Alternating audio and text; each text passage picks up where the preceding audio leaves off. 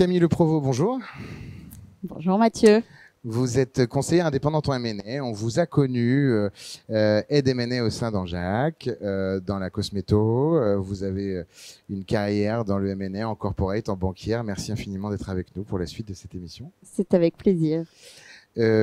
Antoine Benoît, bonjour Antoine. Vous êtes directeur du développement M&A France au sein de Clariane.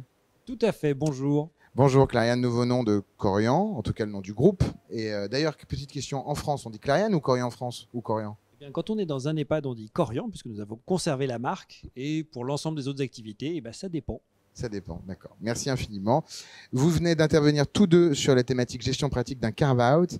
Bon, évidemment, sujet ô combien complexe de débrancher, insuffler la vie dans une structure qui n'avait jusque-là peut-être même pas de livre financier, de rien, et de mettre un multiple sur une valeur qu'on vient de créer de toute pièce, c'est encore un autre enjeu aussi quand on doit trouver le chemin entre l'offre et la demande et des acheteurs. Donc, merci infiniment d'avoir bien voulu partager quelques conseils sur le sujet des carve-out. On va y revenir. Nous accueillons également sur le plateau Édouard Narbou. Bonjour Édouard. Bonjour. Vous êtes CEO et Managing Partner de ETA Financial Services. Vous avez un job d'agent côté vendeur, côté acheteur, côté... On travaille pour tout le monde. Vous travaillez pour le deal. On travaille pour le deal. On en est une tierce partie indépendante qui s'assure que le SPA, ou en tout cas le contrat, est respecté et que chacun suit bien ses engagements. Mais attendez, parce que c'est un job qui dans l'absolu, on sait que post-deal, c'est pas toujours évident entre un acheteur et un vendeur, parce que c'est comme ça, parce qu'il y a la honeymoon, parce qu'on découvre plein de choses. Encore une fois, ce sont des choses qui arrivent. On avait le président de l'ARFA qui nous disait en introduction que 50% des deals allaient à la casse aux US en contentieux. Donc, ce job d'agent, c'est de veiller au grain pour faire en sorte que vous êtes chef de projet, vous êtes cette entité.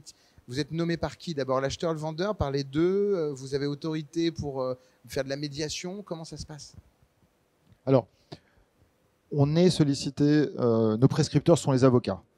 Ce sont les avocats qui déterminent et qui comprennent en fonction de la complexité du SPA et de l'opération s'il sera effectivement nécessaire de faire intervenir un tiers agent pour s'assurer que l'ensemble des parties ait un canal de transmission, un canal de communication qui leur permettra de communiquer et communiquer de manière fluide et je dirais sans filtre. Ce qui peut se passer, c'est que lorsqu'il y a un sujet sur une gap, sur une libération de séquestre, sur un earn-out, les discussions... Il y en a parfois. Il y en a parfois. Les discussions puissent se tendre parce qu'on n'a pas forcément la même façon de communiquer, on n'a pas forcément le même calendrier. Et donc, un tiers qui vient faire le tampon, finalement, entre un acheteur qui est passé à autre chose et puis des vendeurs qui, eux, sont au contraire encore très présents, intellectuellement parlant, sur leur opération. Voilà, un tampon, ça permet d'éviter justement ce sujet de litige qui est évoqué. Et de la même façon, nous, notre client, c'est le contrat.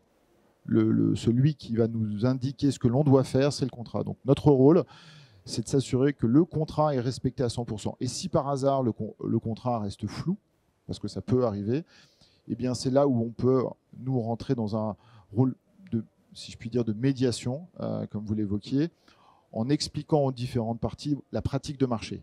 Et ce que vraisemblablement le contrat a voulu dire. Une fois qu'on a dit ça, de toute façon, les parties sont responsables de leurs actes. Mais véritablement, notre rôle, c'est de s'assurer que tous les risques, toutes les discussions soient minimisés post-closing, et on est là pour externaliser tout ce travail de suivi qui, de temps en temps, voire très régulièrement, effectivement, est source de contentieux et de litiges. Comment es-tu tombé là-dedans, Édouard? Parce que tu me confiais, en préparant cette émission, être passé par des belles banques d'affaires. Tu étais sur le transactionnel, du coup. Et là, tu te retrouves sur un tout autre métier.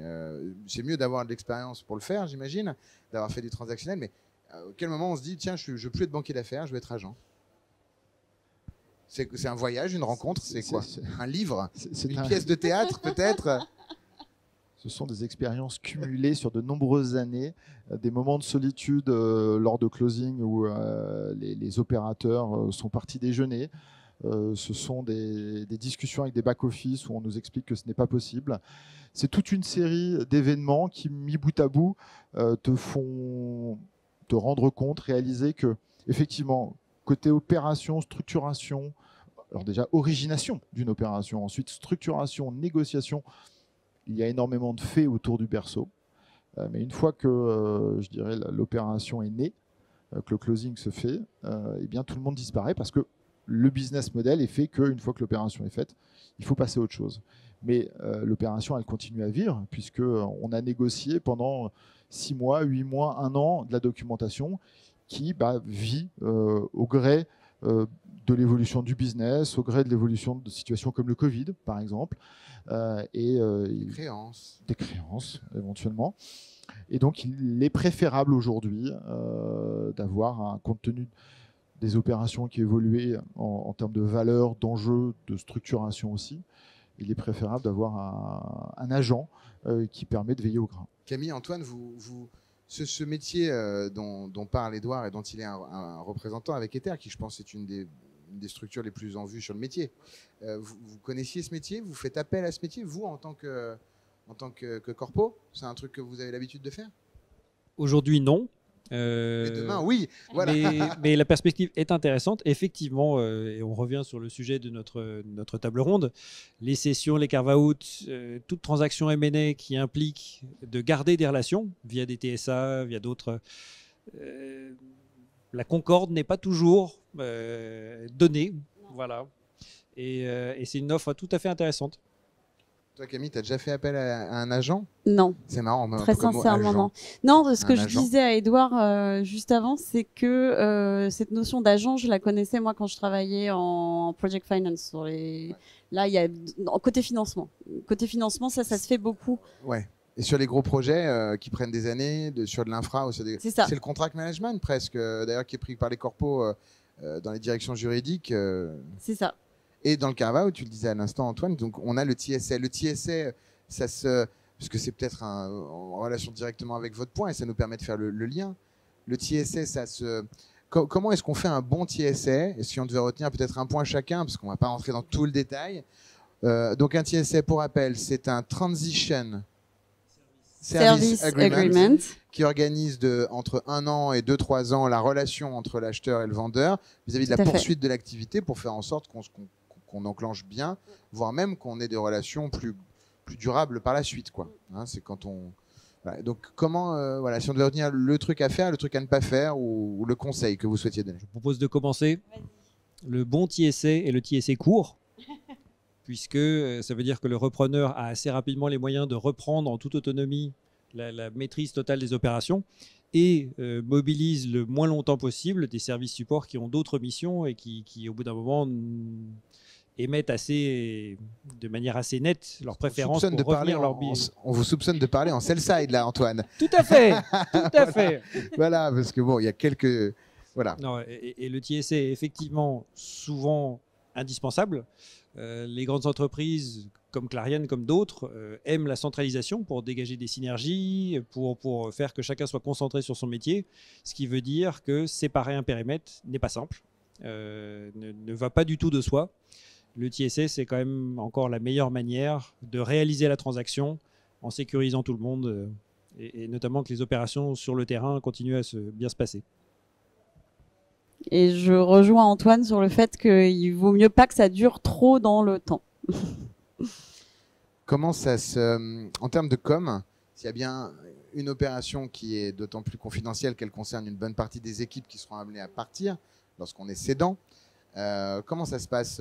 Comment vous gérez ce projet pour favoriser l'adhésion? Il y a de la pédagogie, évidemment. L'objectif, c'est pas de garder un asset et de l'empêcher de grandir, de l'empêcher de vivre, mais de permettre de le libérer et d'avoir une meilleure destinée, plus corps pour un autre acteur. Enfin, j'imagine que c'est ce que vous dites. Est-ce que c'est ce genre d'histoire qu'on raconte ou est-ce que je passe à côté de quelque chose d'important à dire aux équipes au fur et à mesure qu'on les onboard? C'est une conversation qui n'est pas simple, qui n'est pas facile. Elle passe nécessairement parce qu'on vient de dire, il doit y avoir un avenir, meilleur ou pas, mais en tout cas un vrai avenir, chez quelqu'un qui va investir beaucoup de temps, d'énergie et d'argent pour en faire l'acquisition. Et ça, c'est quelque chose qui doit être discuté, répété, maintenu jusqu'à la fin du processus. Quelqu'un croit en ce business, croit en vous et compte sur vous. Oui. Moi, la façon dont je communique, en ce moment, je suis sur une carve-out de trois activités pour un corporate. Et le secteur? La tech. C'est large, la tech. Hein. La tech, magnifique. Et en fait, effectivement, ça dépend après des spécificités de chacun des projets, mais globalement, ce qu'on communique, c'est ça, c'est que si c'était le cas, que c'était une activité qui était un peu sous-investie, c'est de dire, voilà, en fait, votre activité, il y a peut-être eu un temps où elle a été mal aimée, et là, c'est l'occasion de se retrouver dans le giron et c'est pas uniquement du blabla. Je pense que c'est pas toi, c'est moi. Non, c'est pas ça qu'on dit. Non, c'est pas ça qu'on dit. C'est que vous voyez cette ressource que vous cherchiez à recruter depuis un certain nombre de temps, où le groupe vous disait non parce que c'était pas stratégique, etc. Probablement, là, de toute façon, pour délivrer le business plan et que que votre activité puisse délivrer les attentes qu'a l'acheteur pour vous, et il y aura de l'investissement qui sera fait. Très clair. Un carve-out, c'est complexe, et vendre sur plan, c'est tout aussi complexe. Comment on fait pour trouver un acheteur alors même qu'on est... alors, on a parlé d'anticipation, parce qu'on a déjà un petit peu parlé de carve-out avec Camille et avec Cédric Zana, qui était avec vous sur scène tout à l'heure.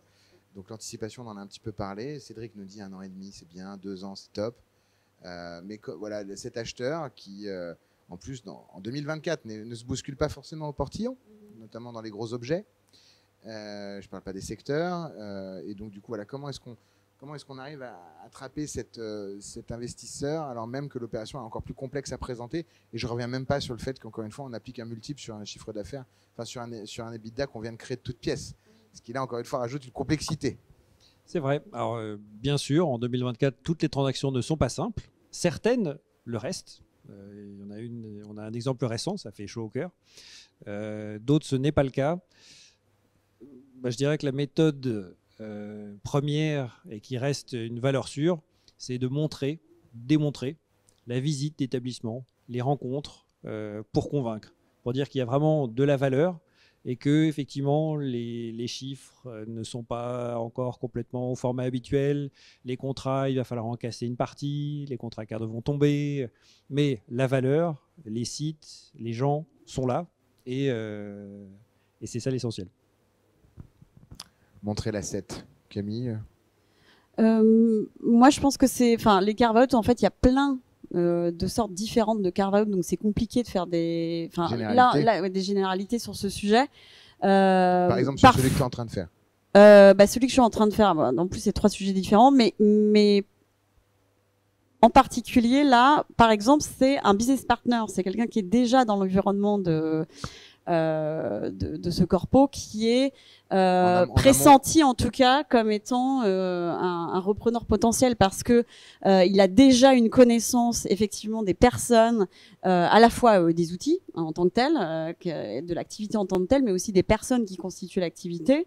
Donc il y a une certaine forme de déjà oui, il y a déjà eu du business qui a été fait, et je pense que parfois dans ce genre, dans les carve-out, c'est important de pouvoir trouver des acheteurs qui puissent avoir une bonne connaissance du secteur et qui ont une forme d'adhérence à leur activité. En face d'une complexité accrue, tu mets quelqu'un qui va capter de la hidden value. Oui. Quelqu'un qui va comprendre. Oui, qui va comprendre et qui en fait va réussir à se projeter, parce que ce qu'on disait aussi également très brièvement à la table ronde, c'est que il y a quelque chose d'un peu schizophrène lors d'un carve-out. C'est que au début, il y a on fait en général une revue de se dire pourquoi on va céder cette activité. Donc on se convainc pourquoi il faut s'en débarrasser. Et puis finalement après, il faut refaire tout le business plan et tout le plan de vision stratégique de pourquoi cette activité est super pour le repreneur. Et donc il y a ce jeu d'équilibriste de se dire comment on va faire entre les deux, quoi. On a compris, un sujet complexe. Édouard, qu'est-ce que ça évoque pour vous 2024 Alors, merci infiniment sur le carve-out. Je repasse sur le sujet Édouard. D'abord, si tu souhaites réagir, Édouard, sur le thème carve-out, parce que je pense que là où il y a certainement sur votre offre un onglet SPA, post-SPA, enfin SPA, il peut y avoir un onglet TSA maintenant. Complètement. Voilà, complètement. 2024, c'est un moment où il y a un peu moins de deals depuis 1 an. On voit une correction de marché, le volume baisse, notamment sur les gros objets, pour plein de raisons, financement, ce que tu veux. Est-ce que du coup, on fait encore plus attention à ce qu'on achète ou ce qu'on vend, et on fait encore plus attention à la façon dont ça évolue suite post-closing. Est-ce que la proportion de deals dans laquelle on fait appel à un agent augmente au fur et à mesure des années? Il faut distinguer, je pense, deux éléments. Il y a effectivement une tendance qui est de toute façon de faire appel à des agents et à nous si possible, parce que les parties aux opérations ont le moins envie possible, ou de moins en moins envie de gérer le post-transactionnel et de garder quelque part des risques opérationnels. Je leur carve out cette partie-là. Je leur carve out exactement cette partie-là. Comme ça, on fait un bon lien. J'aurais adoré faire des carve-out d'ailleurs de certains middle ou back-office de banque. La balle est dans votre camp, voilà. Chers auditeurs. Donc quelque part, la croissance de notre activité est portée, je dirais, par ce besoin et par cette envie des acteurs, que ce soit des corporates ou des fonds de private equity, voilà, d'externaliser ce risque et ces sujets opérationnels. Ça, c'est un premier élément. Le deuxième élément, et effectivement, tu as raison, c'est les opérations prennent plus de temps. Donc, les avocats, pour revenir vers eux, qui sont nos prescripteurs, aujourd'hui, ont quelque part plus de latitude et plus de facilité à expliquer aux parties qu'il est intéressant et pertinent de mettre quelqu'un justement pour gérer le post-closing, parce que qui dit plus de temps dit plus de temps pour négocier, donc on lève naturellement plus souvent la main pour dire oui mais attention, s'il se passe ci, s'il se passe ça, qu'est-ce qu'on fait? Et donc par nature il y a plus de pièges et donc de besoin d'un agent. Tu le disais de façon implicite et je ne t'ai peut-être pas posé la question, mais on comprend de ce que tu dis que comme pour une clause d'arbitrage, la clause dans laquelle on fait appel à toi se prévoit en amont. Elle se prévoit en amont, elle se discute. On ne t'appelle pas dans l'urgence. On ne m'appelle pas. Alors, on peut taper dans l'urgence. Toujours une situation où on nous appelle dans l'urgence. La façon normale de le faire, c'est comme une clause d'arbitrage. Exactement, on est toujours en amont du deal. Nous, on a même besoin, clairement en amont du deal, d'organiser une gouvernance avec les vendeurs. Parce que, évidemment, si on se retrouve, nous, à représenter 150 ou 200 vendeurs en post-closing, on ne peut pas faire appel aux 150 ou 200 vendeurs à chaque fois qu'on doit prendre une décision ou en tout cas discuter avec l'acheteur. Donc, nous-mêmes, on a besoin de mettre en place une gouvernance. Donc, par chance, la règle des 80-20 fonctionne toujours. In fine, on est en discussion avec 4-5 vendeurs qui représentent 80% des droits. Donc, ça va. Mais ça se fait effectivement toujours en amont. Vu que tu interviens quand ça se sent, je me dois peut-être en clôture de cette émission tous les quatre, te poser la question du moment le plus complexe que tu as dû vivre depuis que tu as lancé Ether. Une négo particulièrement ardue et piquante. Ah ouais, on anonymise. Vous inquiétez pas, rassurez-vous chez vous, on anonymise, mais il faut en parler. C'est ton quotidien. C'est pas, je dirais pas qu'il y ait eu de. Alors, il y a eu un moment, il y a eu 2-3 mauvais moments, mais là dont je peux définitivement pas parler.